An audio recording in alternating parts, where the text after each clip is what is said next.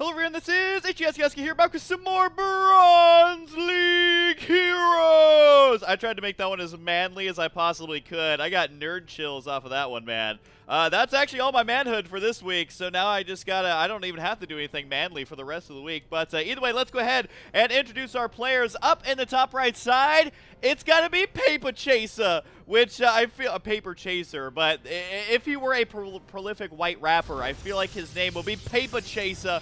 Paperchaser, son, represent. Paperchaser, son, I'll repent. I don't know. I'm a really bad white rapper as well, so not bad enough, or not good enough, I should say, to come up with a name like Paperchaser. And his opponent, down to the bottom left side, I feel like we're gonna have a wrap-off down here. It is Coolicer. I'm just imagining like Coolicer versus Paperchaser in an epic rap battle of awesomeness here. But for now, both these guys do have the same profession, as they are both professional Protoss down here. But uh-oh, Paperchaser, man, he's got to be going down a short green trail to a fast victory. I don't even think that makes any sense. Like, if you think about what I actually just said, that doesn't make any sense, but that's okay. Remember that, guys, that the whole point of Bronze League Heroes is to cast the very best of the very worst. A special shout-out to my friend Sinvicta. I think he's over, like, 6,000 subscribers now.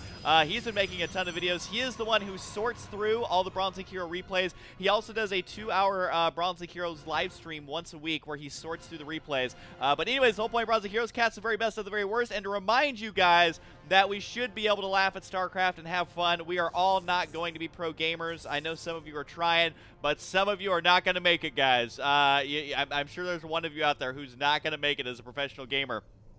Yes, you guy on the couch who doesn't play except once a month, you probably won't be a pro gamer. Either way, Bronze League Heroes is for pure fun, and everything that is ever said is in good spirits. I absolutely love watching you guys play. If you want to send your replays to be submitted for Bronze League Heroes, you can send them to huskyreplays@gmail.com. Oh my god, this probe got chased all the way back home. He's already done the old switcheroo here.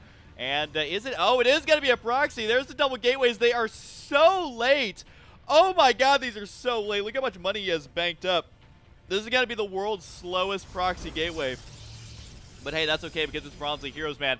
And there is nothing better than Bronze League Hero Zealots. Oh my god, I love them so very much. The one Zealot right there, got to be hanging out. Just notice that it is Christmas colors, green versus red, when I do it in this view anyways. But right now, this is going to be heavily delayed.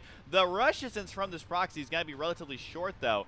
He could have actually placed it like in the base somewhere, I feel like. There's a couple places to hide it there. But for now, it does look at this probe right now for Paperchaser. Got to be running all the way inside the main base. I wish I could just throw out tons of rap references, but I've only like listened to like Eminem when I was in high school. And other than that, I haven't listened to a whole lot of rap. So I will let you guys post in the comments below all your favorite rap puns and jokes for this game. But right now, the Zealot here is going to try to intercept it. No, he's not. No, he's not. He's up there to join his bro. His brolet is what it'll be. Instead of a Zealot, it's a brolet. And uh-oh, can the probe actually make it? Can he sneak around the Zealots running down to try to intercept? The other probe does give up. And oh my god, the probe's still alive! Oh, he could have got away. Could have got away. But hey, micro not required in Bronze League Heroes. So we do have 2 Zealots now done. 2 more on the way. And if he allows these to finish, he will get dangerously close to supply blockage going on, as the Zealots are going to be ready to go. This might actually be enough just to win the game. I mean, that's just so many Zealots that he can produce out here, and I have a feeling that Coolicer is not going to have the micro or the sick rhymes to be able to stop this, as long as he continues to produce more Zealots, which currently he is not. He doesn't have a pylon on the way either, so what you see is what you get. 4 Zealots going to be running up the ramp right now, and they should be able to win this battle quite easily. They do decide to go straight for the Zealot here. And all 4 are going to survive, except for that guy who at the very last second gets hacked down. It is Prime. 3 Zealots right now. Got to be focusing down the Nexus. Can they actually kill off the Nexus in time? Do they decide to? Looks like they're just going to go there and start slapping around. These probes are freaking out, man. They don't know exactly what they're supposed to be doing right now. Both players got to be hovering tons of money here. We do have a Stargate got to be on the way. Both these players need to make sure to focus and start spending that money. Right now, I mean, Paperchaser could really start making more Zealots. He is a little bit supply blocked. He can only make 1 Zealot at this point. But if he had more on the way, would be good to go for the attack. But for now, this is just like the world's silliest proxy. It's like, you know what? I'm going to go for the double gateway proxy and then only make 4 zealots. Even though these zealots may have a chance to kill him, I want to play the macro game, so I can respect that. And in fact, I do respect that, as it does look like the pylon is going to get taken out right now. Are these pylons, or are they his little brother? Are they his little annoying brother? I feel like, what would Pylo's little annoying brother be? Because I feel like that is exactly what we're watching right now, where they refuse to do anything of use. The probes over here trying to join in. Some of them are attacking, some of them are not. It does look like one of the zealots will go down, but not before Pylo's little brother indeed goes down as well. And the zealots will eventually die here, but so many kills on these zealots. And the gateway's just sitting here. They're like, nope, we're closing shop, man. They're having a siesta. Is that the right word? Is that the right word when you close your store for like 3 hours? Well, we'll say that it is. They're having a siesta down there and taking a lunch break. But now it is now operating hours. And he's like, oh, that actually did a lot. I should probably make some units. Well, he had a zealot coming out of here. He just canceled both of them and is now going to be making a sentry and a stalker. Look, guys, Bronze League hero logic. I don't try to understand it. I just sit back and watch it. And Coolicer does have his base up before his opponent in that he has 2, now 3 whole probes going to be mining there. And that will actually help out his income here quite a bit, considering that he ended up losing several probes there, 7 workers overall. And the Oracle is here, and we have an Oracle versus a Pylon getting tickled to death by a sentry. The Stalker is here, ready to go. I think the Oracle will get taken out. It is not an armored unit, so it's taking less damage from these units over here. The random Oracle does go down, though. These battles are already hilarious. The sentry trying to save the Stalker. He's like, hey, why don't you pick up someone your own size? And they said, okay, and they turned around and killed him. So that was that dramatic story that just unfolded right there. But already hilariousness in this game, and that he went for a double proxy, only made 4 zealots, and then made 2 more zealots, but canceled them in lieu of going for a sentry and a stalker. Ended up losing his pylon as well. I wonder if he's gonna try and save this. This is the question of the hour for me, is if he's gonna go ahead and try and save those gateways or not. I mean, the zealots can run down and kill it off if they want to. The stalker right here trying to hide in the smoke, but you can only hide so far, or for so long. Does the stalker run home? No, he's gonna try and kite these 3 zealots. That's gonna take you a while, buddy. I feel like the shield regeneration may be a little bit too much. 2 stalkers gotta be warping in, so that stalker is dead if he does not go home. The zealots right there thinking that they have guns and can attack from afar, but no, they can't. This stalker has got the biggest death wish ever. Is he actually gonna be able to save it there? No, super dead. Once again, trying to save these gateways, but that is not gonna happen. The Oracle gonna continue to move out. Keep in mind that Oracles are freaking fast. A movement speed of 4. However, there's a cannon on the way, and that cannon is actually going to be done in time. So a good call here by paperchaser to go ahead and start getting these defenses established. We do have the 1 cannon randomly in the mineral line as well, so DT is not going to be a threat. And Oracle's killing pylons also not going to be a threat. It does look like the gateway is going to get taken out here, so that double proxy, which only ever really made like 4 zealots, well, it is now gone. Resources lost, though, is about the same here between these 2 players, which is phenomenal. That means that we get an awesome game here. Paperchaser does have lots of energy on these Nexi. He can definitely begin using that to his advantage. Oh, the cannon here is ready for some defense. Defense, dun, dun, defense. The Oracle decides, I should probably not fly into that and instead fly into the other cannon here. Oh my god, that poor Oracle, man. He is like the first time you ride a bike without your training wheels. You just get very, very, very eager. I just noticed his little thing right here is like a leaf. I haven't seen that one before. This one's just the Protoss logo, but that is totally fine. It does look like the gateways got to be finally upgraded to warp gates. You guys, if you watched my last ladder anxiety, you know how bad I am about actually upgrading those. A Void Ray got to be moving out. By the time he gets all the way across the map with this Void Ray, I think that, you know, StarCraft, you know, 4 will be out. It's going to take a long time for him to actually get up there. But either way, it does look like Coolicer moving out with his army. Now, he's got a lot of money in the bank, and you know what? Having a good savings account, a nice little nest egg, always a good choice in real life. Not necessarily the best choice, given the situation that it is a PvP, and his opponent now has way more stuff than he does as far as the defensive side goes. Army supplies are about the same. But that army is heavily favoring paperchaser, even with this Void Ray. Actually, no, the Void Ray is just chilling out. You know, it's like the scene in the Titanic. You know, they're standing on the edge of the ship, and they're just looking out into the ocean. That's exactly what that Void Ray is doing. He's like, I'm the king of the world! Oh, God, I feel sorry for Protoss that the one video they inherit from Terrans is just the extended edition of Titanic. I guess it's a pretty good movie, but I feel like it would not be good for the Protoss overall to be watching that. It does look at the probe right here is going to get taken out. He's going to sound the alarm, I would assume, and also reminds the Void Ray that he should probably go ahead and move out across the map. The Zealots are going to be pushing forward. Nice, no, not nice force field. The Zealots are actually doing their job. Does focus down one Immortal. These Zealots doing as much as they possibly can, but the Immortals there's more than one. And oh my god, this Void Ray right here trying to be a hero. Can he kill off all the anti-air? Not even close. The one Stalker over here gets taken out as well. So paperchaser chasing that paper trail. I'm telling you, that needs to be a rap song. I don't know how it would be. It would have to be one of those songs that's like just about money for the sake of making a song about money for like no other reason. The Void right here though does kill off the Immortal, which is very nice. And the Zealots here doing quite a bit of damage to the remainder of this army as well. The Zealots is not dying because there's not a whole lot of DPS here, all things considered. And the Zealots able to slow down that push a little bit. But I mean, this map with these two players just feels so large. They're never able to muster up a huge force. Force field's coming up, trying to prevent those Zealots from getting on top of it, but all of a sudden these sentries are extremely vulnerable because the Immortal just can't do the DPS that he needs to. Lots of gas being lost here in these battles. Can the Zealot kill it? Yes, he can.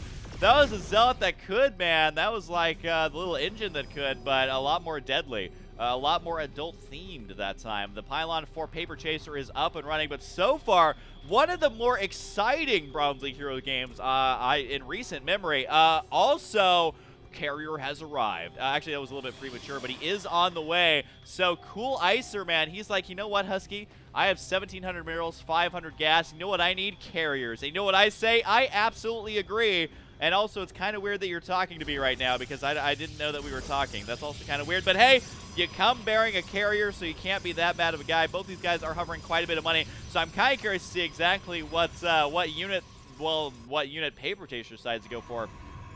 Looks like it very well could be a robotics bay with Colossus. I assume that's what he's going to be going for right there. The pylon in the center is going to get taken out, but right now we could be having Colossus versus Carriers. Not a matchup that you see very often. Lots of sentries now mixed in this army. Not sure if force field is going to be that viable. Killing off this pylon down here, though, is going to be viable as he does manage to kill that one off. Now, does either player decide to expand right now? Are they going to expand their horizons? Or are they totally content with the 36/39 workers they have? And keep in mind, man, this is shaping up to be a true Bronze League Heroes, man. The way that Bronze League Heroes was meant to be, which is just players getting absolute ridiculous stuff. Colossus are going to be on the way. The gateways are going to be on the way, as he will have additional ones of those as well. It does look like right now the army for Coolicer is shaping up quite well. The carrier is mixed in. He doesn't know how to use the auto cast. He is actually manually casting these, I believe he actually manually clicked on those. For those of you who do not know, if you right-click on the carrier, it will begin auto-producing those, unless it like is that by default. But I don't think that it is.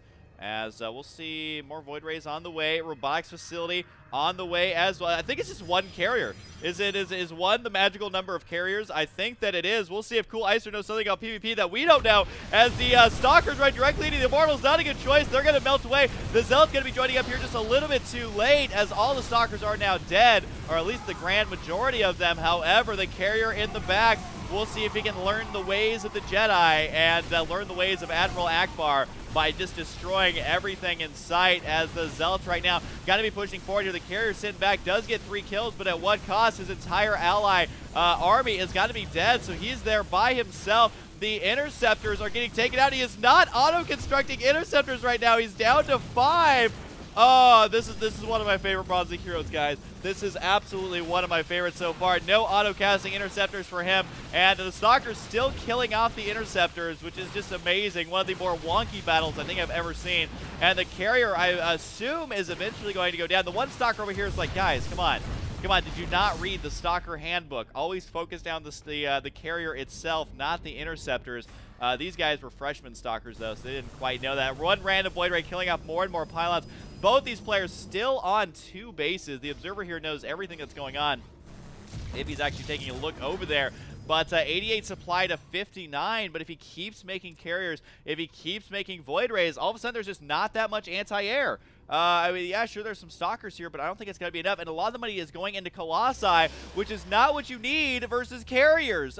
Pro tip of the day. Colossus, not good versus carriers unless you start getting the awesome Colossus counterattack harassment with 4 Colossus split from different locations.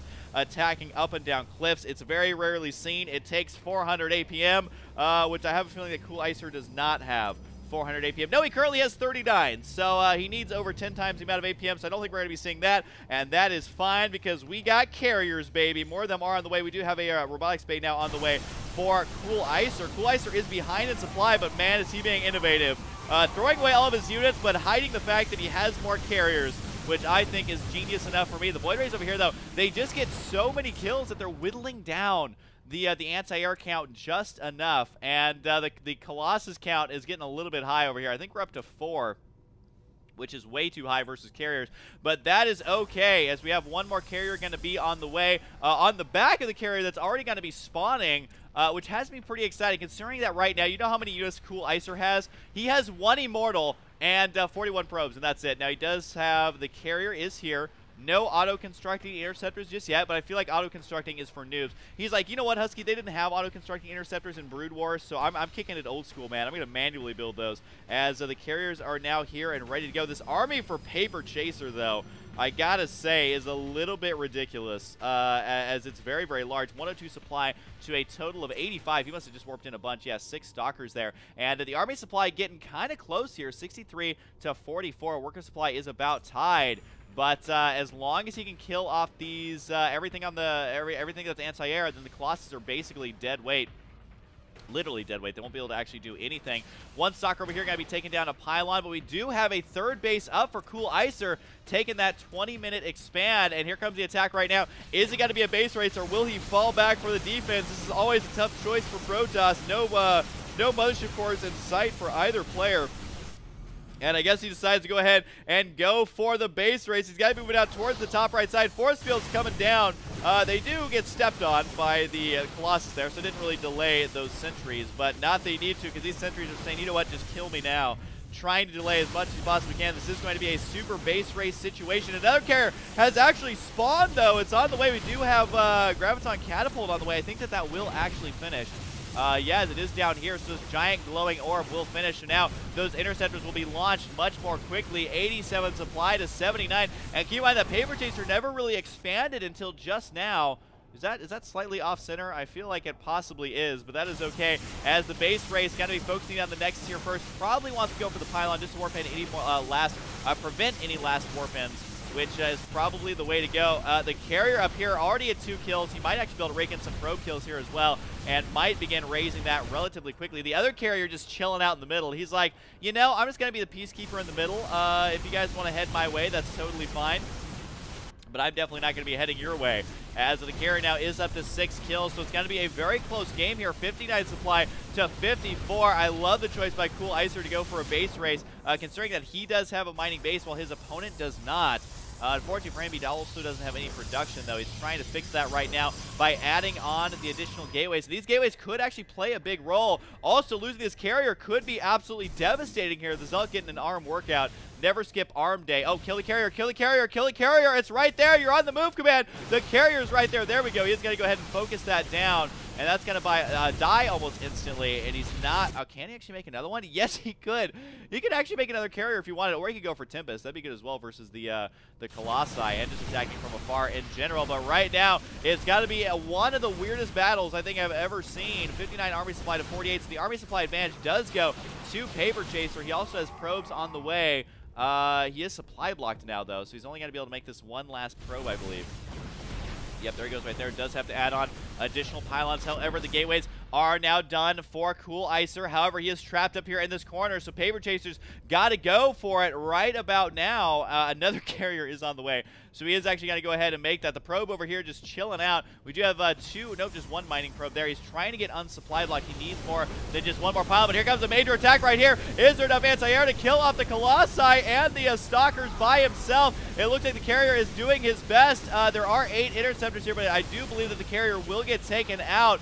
He's still doing a little bit of last damage there, though, as he did kill off a lot of those And the Colossus are like, do I ever get to fight anything? I guess they do have quite a bit of kills, all things considered. A couple Stalkers do remain. However, you got to remember that Paper Chaser does not have any production at all. He literally can only make probes at this point, and he needs to try to recover as best he possibly can. But does he know about this base over here, or is he none the wiser? Currently has no idea. The probe right here trying to scout out. Not sure if he saw the carrier on the way or not, but that's going to be a very scary moment for him once he does. The probe trying to move forward. Did he tell it to go up here? Yes, he did. There's the movement command. He is going to be seeing this base. Not a good situation to be running into. That's so many zealots out of nowhere charging down the ramp. I didn't even realize he research charged. I'm going to be honest, I've been so distracted by all the carriers that have been being built and then dying shortly thereafter.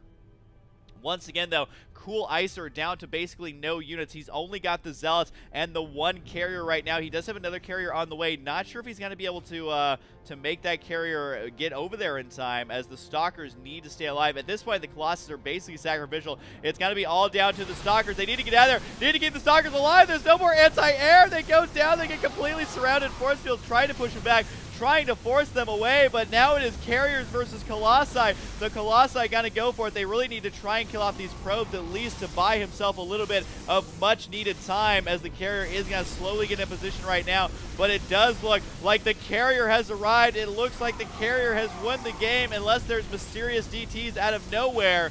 Then I don't think that these units are going to survive. That last Colossus manages to kill it off, but it's like a really tall person running away from bees at this point. It is no fun, and you're going to get stung to death. Down it goes. That should actually be it. He may hang on a little bit longer, but an absolutely hilarious game. Paper Chaser with the slightly better macro, but Coolicer with the mind games. Paper Chaser leaves the game. He just got completely out-rapped in this epic rap battle. I guess it's an epic rap battle of history. There you go. But either way, an absolutely hilarious game between these players. Again, thank you to Sinvicta. His links are down below. If you'd like to submit your replays, it is huskyreplays@gmail.com. Had a ton of fun, guys. Hope you guys enjoy it. And, of course, I'll see you guys next time.